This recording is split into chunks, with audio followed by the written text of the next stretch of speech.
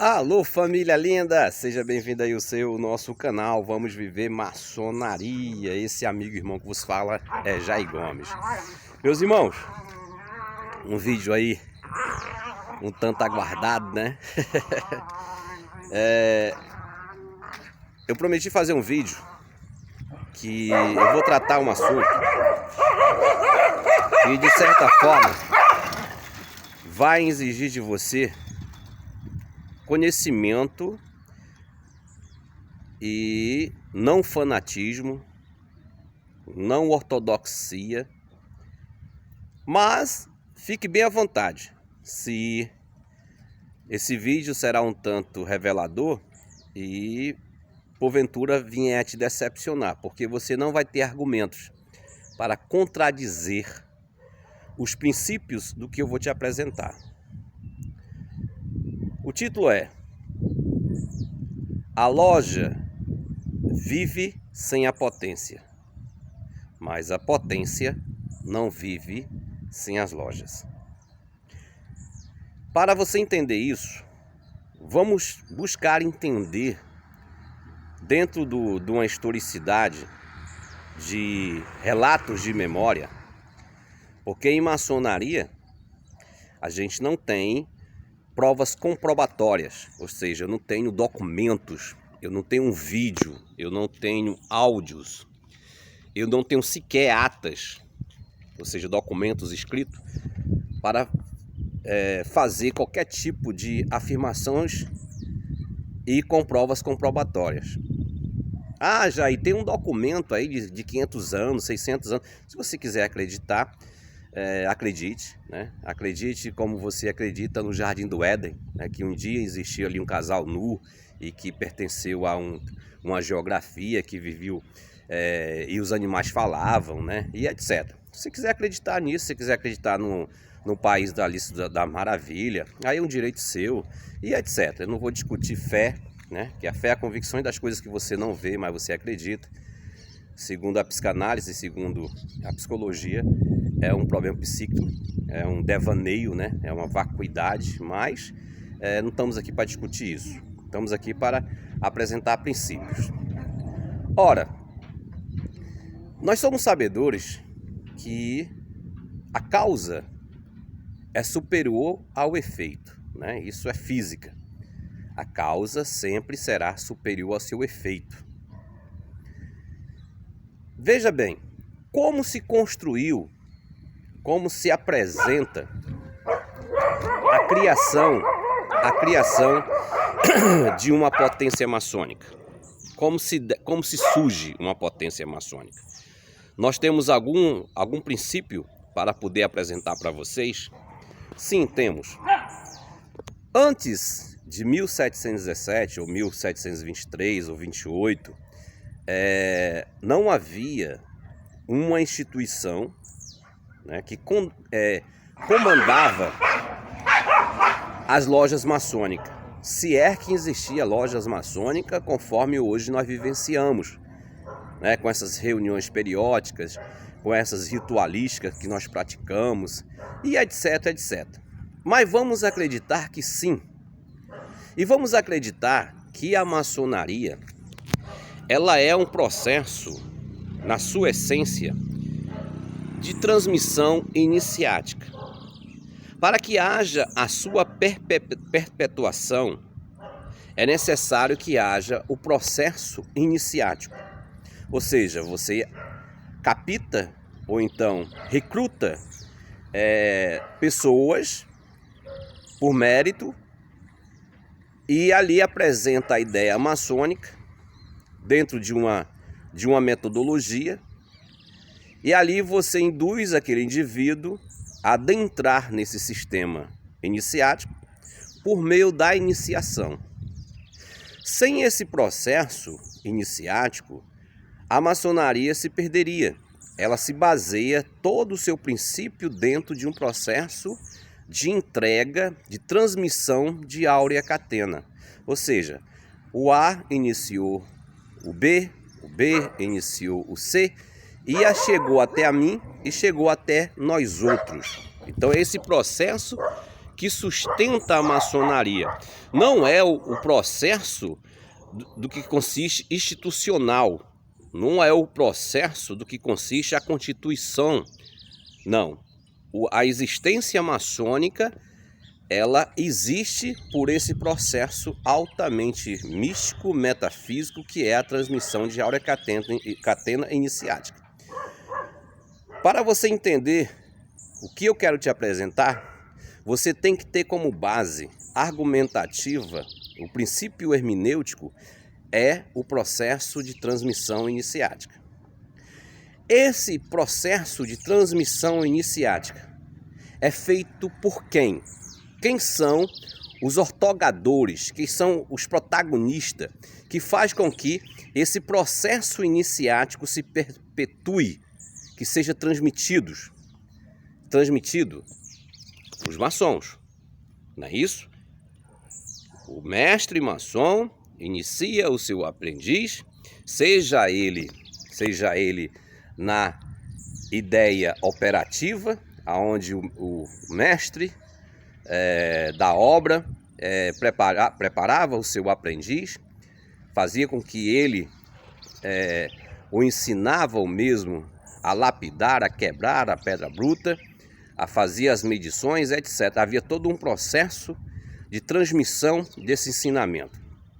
Mas o que chegou a nós outros foi um processo ritualístico, um processo de transmissão iniciática por meio de um ritual. E aonde é que se dá início esse processo? Entre os maçons, que constitui uma loja maçônica. Reunião de maçons constitui uma loja maçônica. Veja bem como é interessante.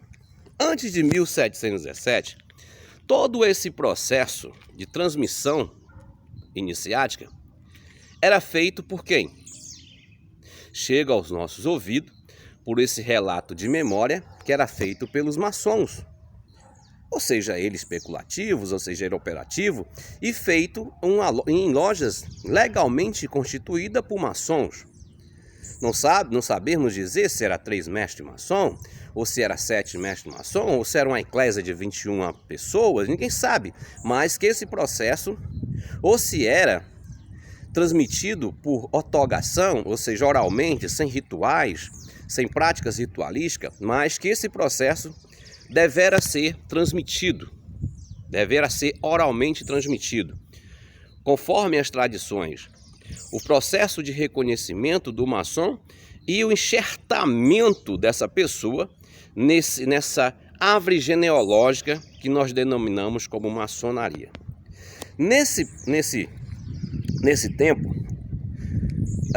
antes que houvesse a institucionalização, havia essa perpetuação, ou seja, as lojas se sobreviviam de conformidade com essa temática de processos iniciáticos e de reconhecimento mútuo por meio do que acontecia na A, acontecia na loja B, acontecia na loja X, acontecia na loja Y. E esses indivíduos, seja eles iniciados na loja A, ou seja, iniciados na loja X, eles se reconheciam. Ou seja, por um processo puramente tradicional, assim como ele foi iniciado na França, na Escócia, ou então na Irlanda, ou na Holanda, ou no Canadá, onde tivesse uma loja maçônica, uma guilde de pedreiros, o processo era transmitido e esses indivíduos eram reconhecidos por meio dessa transmissão. Não havia um sistema institucional para comandar ou para ortogar ou para fazer com que eles tivessem esse direito, mas o direito de transmissão era inerente a eles. Ora, a partir de 1717, aconteceu que, reunindo em uma boate, que eu denomino as tabernas na Inglaterra como boates modernas, diz a narrativa, né, do James Anderson, que ali reuniu-se 4 lojas maçônicas, não sabemos dizer quantas pessoas ali se reuniram, mas a definição é que reuniu-se 4 lojas, digamos, hoje 4 lojas, segundo o Grande Oriente do Brasil, daria 28 pessoas, né? Pelo menos com 7 mestres maçons. Daria 28 mestres maçons reunidos ali, os 28 companheiros, até porque não existia grau de mestre maçom. Então 28 companheiros se reuniu ali e deliberaram, digamos, né? Ou então 4, 5, ninguém sabe, não tem escrito, não tem ata, não fala, não tem, nós não podemos, não temos documentos comprobatórios para apresentar quantas pessoas se reuniram ali. E esses indivíduos, né, decidiram criar um sistema institucional, aonde é o como nós conhecemos hoje, uma potência maçônica, aonde dominaria, se colocaria agora como ortogante, como procuradora, e logo seria a necessidade para a perpetuação do que consiste a maçonaria. Agora não esqueçamos que o que perpetua a maçonaria é o seu princípio de transmissão iniciática. Sem esse processo de transmissão iniciática, não há possibilidade da perpetuação da maçonaria. Aí a pergunta é bem simples, bem simples. Essa instituição que agora ali formada, criada, ela passa a buscar esse direito a fazer essa transmissão? Essa instituição que agora passa a existir, ela passa agora a tomar conta, ou seja, a fazer toda essa transmissão iniciática? Ou a coisa ainda permanece exclusivamente como normal as lojas que continua o seu processo de transmissão iniciática? Ora, não é assim hoje? Não é assim hoje? As lojas que continuam o processo de iniciação, não são as lojas que fazem a iniciação? É a instituição que faz a iniciação? Não. Agora o interessante, vamos lá. Antes de 1717, havia lojas maçônicas. E a pergunta hermenêutica para você é o seguinte: como se passa a surgir novas potências maçônicas segundo os princípios dessa maçonaria especulativa de origem inglesa?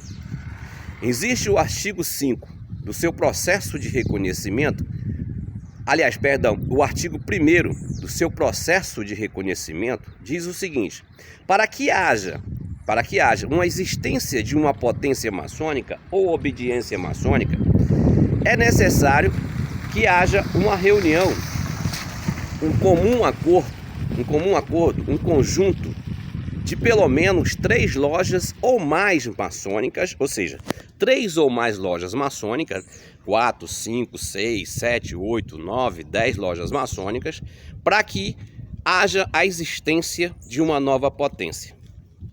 Aí eu te pergunto uma pergunta bem simples, bem simples.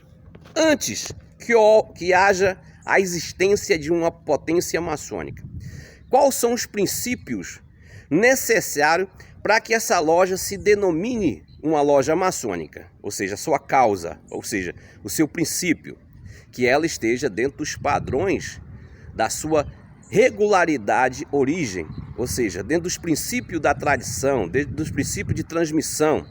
Então essa loja maçônica, ela nasce, né, de maçons, de princípios maçons, e que vão dar continuidade a essa transmissão iniciática.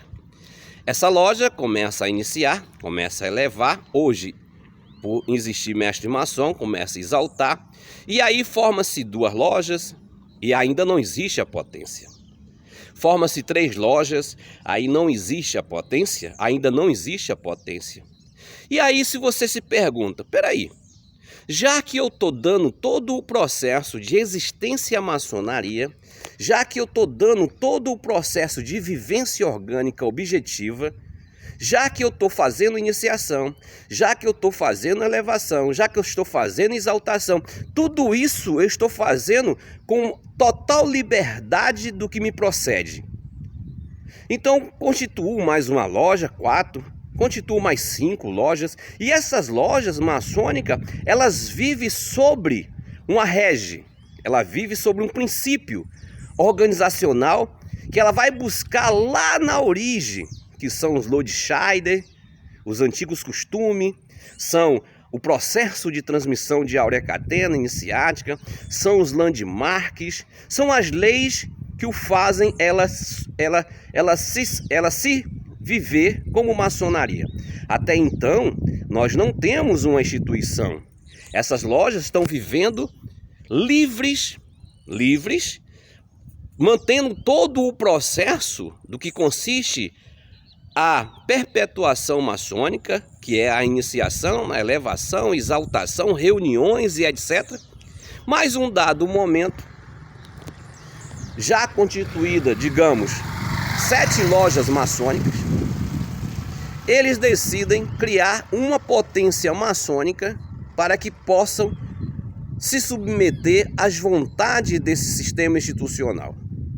E que agora, algo que eles faziam totalmente de forma livre e voluntário, é necessário que eles agora paguem para que venham poder fazer aquilo que antes eles faziam livremente. Se você encontrar lógica nisso, se você encontrar racionalidade nisso, meu irmão, eu não sei o que eu vou dizer, eu não sei qual é a definição que eu tenho para com você. Ontem eu iniciava, eu elevava, eu exaltava, eu instalava, eu vivia harmonicamente com meus irmãos, eu visitava as lojas com a irmã, porque foi gerada das minhas entranhas, nós vivíamos em harmonia. Ah, uma loja está lá em São Paulo, uma loja está lá, aqui nos bairros mais próximos de você, né? Ah, tem uma loja ali que está a 25 quilômetros, lá eu posso visitar, porque foi eu que o gerei, ele nasceu de mim, mas agora, com a existência institucional, há agora uma proibição. Agora, só posso fazer, só posso viver tudo isso que eu vivia com liberdade, se houver se houver a permissão institucional. Agora eu tenho que pagar para fazer tudo isso, eu tenho que pagar para me manter vivência orgânica na loja, eu tenho que agora tudo se mantém, não por diretrizes orgânicas, não por vivência, mas simplesmente pelo fato de que agora eu tenho que pagar para manter um sistema institucional que nada me beneficia, que nada me traz, que nada distribui, porque eu continuo com a mesma vivência. Eu pago a minha energia, eu pago a minha água, eu construí o meu tempo. Essa instituição não fez nada e não faz nada, não traz nada de benefício que não seja as suas leis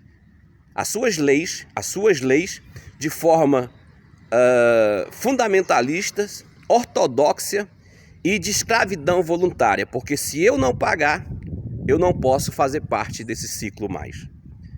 Se você encontra lógica nisso, se você encontra racionalidade nisso, me desculpe, mas eu não pertenço ao seu mundo de irracionalidade e de ilógica. Vou ficando por aqui. Te amo sem te conhecer.